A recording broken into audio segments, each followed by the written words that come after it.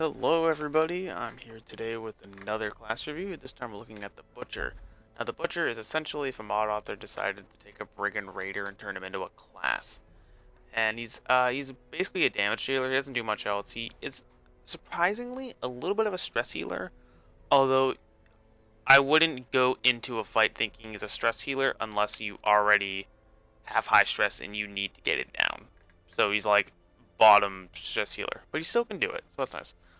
Getting into the stats, he has 40 HP, which is about average. A little bit below it, but this is just a quirk right here. He has 15% prot, so his HP is kind of boosted, like in practice. 26 dodge is average. 8 speed is above average and is very nice on a damage dealer, especially one that can hit the back ranks, because that means you're killing them a lot more quicker. 8 crit is a little bit above average. 9 to 16 damage is a little bit above average too, basically average. 110 stun is nice. It's above average, very strong. I think the highest in the base game is 120, so this is very good. 90 blight is below average. 105 bleed is above average. 90 debuff is a little bit below average. 105 move is above average. 110 trap I think is the best I've ever seen. I know there's 100 in the base game. I can't think of if there's 110, but correct me if I'm wrong, please. And then 20 disease. And he moves forward 2 and back 1. I can't think of you ever needing to move with this guy. Like, it's nice that he can move forward 2. He does need to be in the front ranks for some of his skills, but I think his better skills can be used all the way in the back of rank 3. So it's really fine wherever he is. Starting with skills, Impaling Strike can be used from rows 2 and 3 only, and makes him forward 1. Now what this means is it's a very awkward skill, because you're going to eventually move yourself out of place. So if this is your bread and butter skill with the Butcher, you're going to need a way to keep doing it. Luckily, there actually is a way to do this. So that's quite nice. Damage versus marked is cool. 75% is nearing territory where it's worth it to mark. This is not... I would not mark somebody so that the Butcher can get this bonus.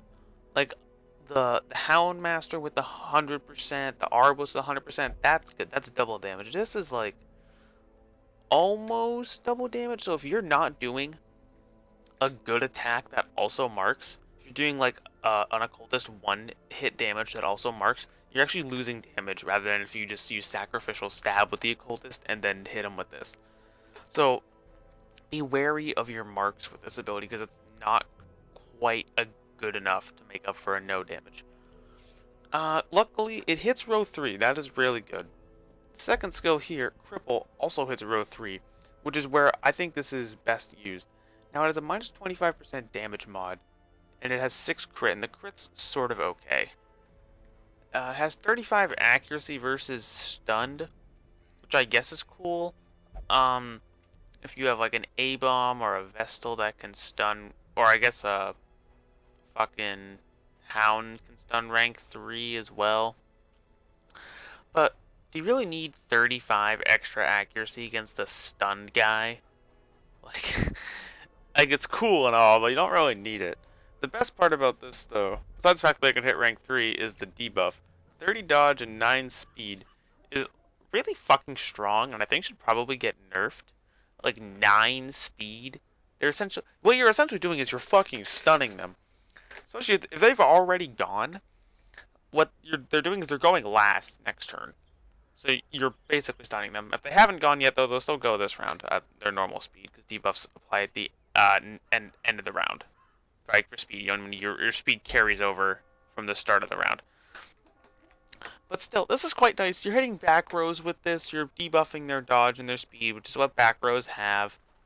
Like, using this on the front row, I guess, is nice. But, like, they don't have speed, they don't have dodge anyway, so I don't really care. Slice them open is just a worse version of Cripple, because it can only hit the front 2 rows. You get that same accuracy versus stunned. You do less damage for stuff. You have the same accuracy versus stunned, so that equals out. You have more accuracy versus marked. But okay, if I'm going to hit a marked guy, I'm going to use the thing that does damage versus marked, not the one that has more accuracy versus marked. Especially considering this just has more accuracy than Impaling Strike anyway. I don't need that. The damage versus stunned is where this actually gets interesting. Now, 4/3 bleed's cool. That's like a decent bleed. That's like open vein. Um, damage versus stunned is very nice. So if you have a stunned guy, especially a guy with high prot, you're actually doing quite a bit of damage with this, and you're getting a bleed on. So this is quite nice. But I wouldn't take this over cripple just because it can't hit row 3, which is what you really want it to do. Now, Inspiring Command is quite interesting, and there's a couple of skills that can only be used in rank. I guess can't only be used in rank 1, but he's kind of like a rank 1 character. Like, if you play this, then every time you Impaling Strike, you're gonna go into rank 1, so you're kind of gonna stay around rank 1. I guess you could be like a rank 3 dude, and use like you can use rank 3 Cripple and Slice, and then this Blade Toss, and then Impaling, but not use Impaling more than once. Like, there's ways to be in the back, but I think he's kind of best as a front, especially with the prot, somewhat decent dodge in the HP.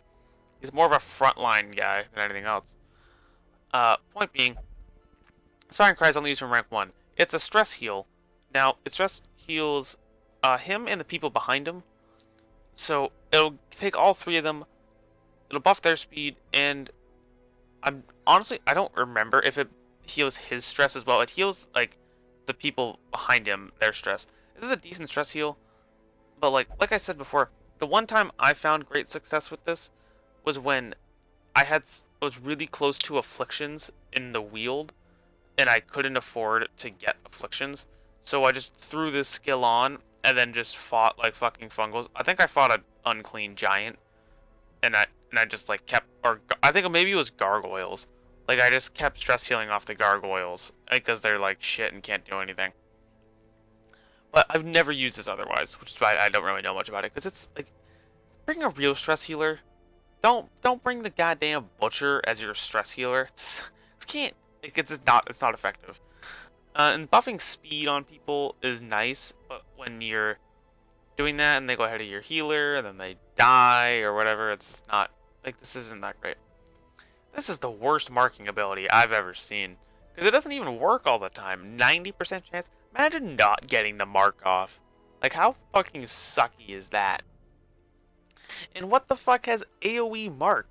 You mark one guy, and then you bum rush him with every single one of your attacks. You don't mark 2 people, and then be like, oh yeah, well, AoE mark them. Like, what? Please name me an attack that can hit 2 people, and then also benefits from mark. I couldn't fucking tell you. Minusing debuff resist? Wow, great, you can do that, and then you slice them open, which is not what you're going to do, because you're going to be smart and take cripple.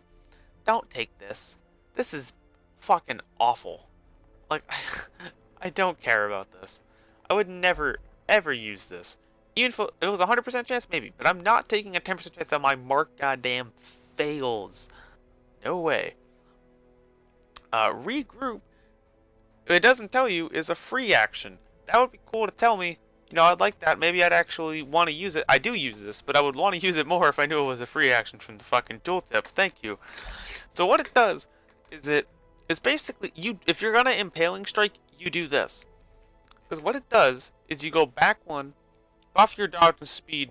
Cool. He's gonna go first a lot because you're buffing his speed, and he's at 13 speed, so he's gonna go ahead of your healer. So be careful. Buff your dodge is cool, I guess. I mean, considering it's a free action, I'm not gonna not want dodge, but it buffs Impaling Strike. So what you do here is, it's especially good in rank 1. You rank 1, you use Impaling Strike, go forward, and now you're back in rank 1 again. Yeah, so this is great in row 1. It's really great in any row if you're going to use Impaling Strike right after, because no matter what you're in, you just go back to the same position you were in before, because you go back 1 and then forward 1 with Impaling. So that's reason 1 why you'd use this. Reason 2 why you'd use this is if you're in row 1 and you need to kill somebody in row 4, because the next skill, Blade Toss, can't be used from row 1 and can hit row 4, and you can't hit row 4 with Cripple or Impaling Strike.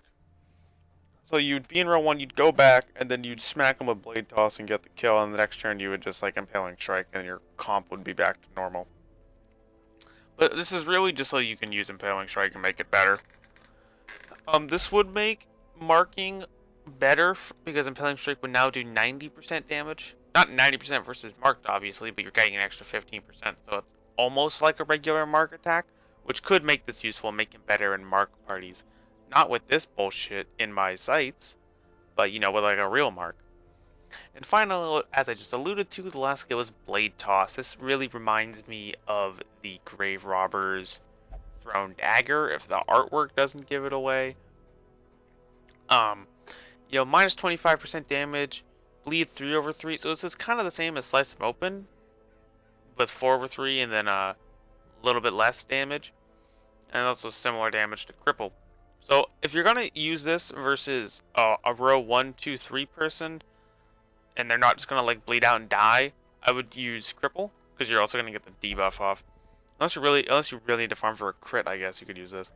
But what this is good for is it's good for row 4 damage. That's kind of what you use this for. And if you don't want him in row 1, I would just take this.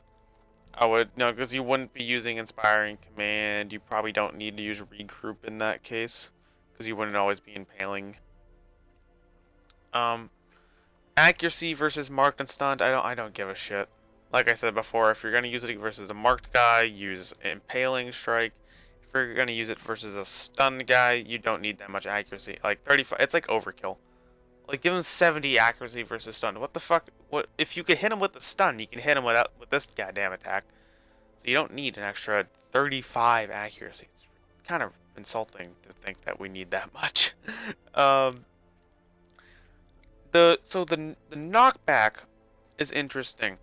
So knocking back row 4 is obviously useless. Knocking back row 3 is, I can't think of when that's incredibly useful. Knocking back row 2, though, is where it could be good. Because if you have a bone... I don't know, so you have a Cultist Brawler in row 2. And then you have a Bone Arbalist in row 3. And you knock back the Cultist Brawler in row 2. Then they're both out of position. Problem is, with something like that, is the Arbalist fixes his position with, the bayonet attack, whatever crossbow, whatever the fuck it is, and the brawler moves himself forward with stumbling scratch. So you've really bought yourself one action of like shitty enemy turns, which really isn't that useful. So I don't think too much of the knockback on this ability. Now look at the camping skills. Anticipation is okay, I guess. 3 speed, cool. I don't think you really need 3 speed on this guy. His speed's already high. Like, I love high speed, as y'all know, but I don't think I need more when I'm already at 8, and I'm going to probably get like 9 or 10 from trinkets. 5 crit is nice. It is decent crit, and crits do mean you get better debuff, you get better dodge, you get, better stuff. Minus 100% food consumed, I don't care.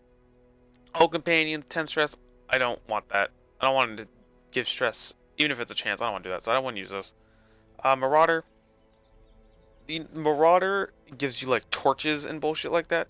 If you're out of food, use it. If you're out of torches, use this. Try and get some. And then if you're at the end of a dungeon and like the dungeon's complete and you still have a camp left, use this, and you can just kind of sell and make an extra 200 gold off the bullshit you pick up. Other than that, though, I wouldn't use this.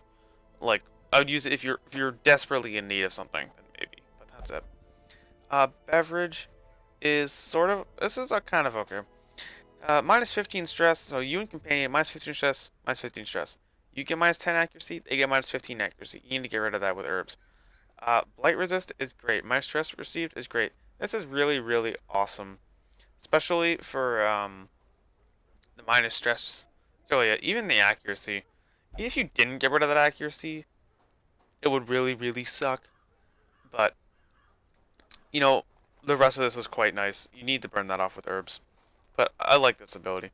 Sharpened Blades is cool in the sense that it helps. It's like a passive that you just kind of, like you get extra bleed chance and debuff chance, which you're already doing with your abilities. Bleed from Blade Toss and debuff from Cripple.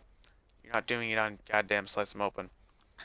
So for time cost 2, this is it's really like affordable, but at the same time, your best skill is like Impale and Cripple are probably your best skills, especially with Regroup. So I don't really care about the bleed. And 150 debuff is already really nice. So, and I feel a little less guilty about debuffing someone's speed by 9 if it doesn't work. So, this is okay. I would definitely take Beverage, take fucking Encourage. I'd probably take this, and then I'd probably take Marauder as well. Like, I'm not going to want to use Anticipation. Maybe, like, you don't even need to use Pep Talk, because this is just like a better Pep Talk. Even though it costs 2 more, but it's still very good. It's like, you kind of get like 2 Pep Talks and more for the price of 4. That rhymes. So this is really good, actually. For skills, uh, so there's the front row build, which I think is Impaling, Cripple, Regroup. I guess you could take Inspiring. I wouldn't take it. I guess you could take Slice if you want. I think you should use Blade Toss anyway. And this is kind of like, I would run them in row 1 or 2, I guess. Probably run them in row 1. Like, the Blade Toss is cool, but I guess you could just kill him. And if you need to use Blade Toss, just like go back one with Regroup as a free action. I tried to think of like a back row thing, but even on back row, like you wouldn't use this ever. Inspiring, you'd never really use, and you just don't want to use these abilities. These 3 in the middle are just like not that good. So I can't think of when you'd ever really want to use them, except for Inspiring Command, which, like I said, if you're in desperate need of stress and you go into a battle knowing that you need to stall and you need to use this. But that's the only time I would ever really use this. So I wouldn't go in and be like, oh yeah, he's a stress healer. Let's itemize for more stress healing. It's not really worth it. Itemize for accuracy. Itemize for damage. Itemize. I guess you could itemize for bleed chance and move skill chance on this, although I wouldn't really do it. Itemize for, yeah, like accuracy, speed. Not even really speed, but like a little bit. I mean, you're gonna get a lot, but like speed's always nice as long as you're just below your healer. But yeah, like speed, accuracy, damage. That's really it. He can't stun. He can't heal. So you don't need to itemize other shit like that. It's really kind of a simple class to play. He's just like your good old damage dealer. He's quite nice though, and he's quite good at it. So I don't have any problems with him. I think it's a cool class thematically, and I think he looks like a badass.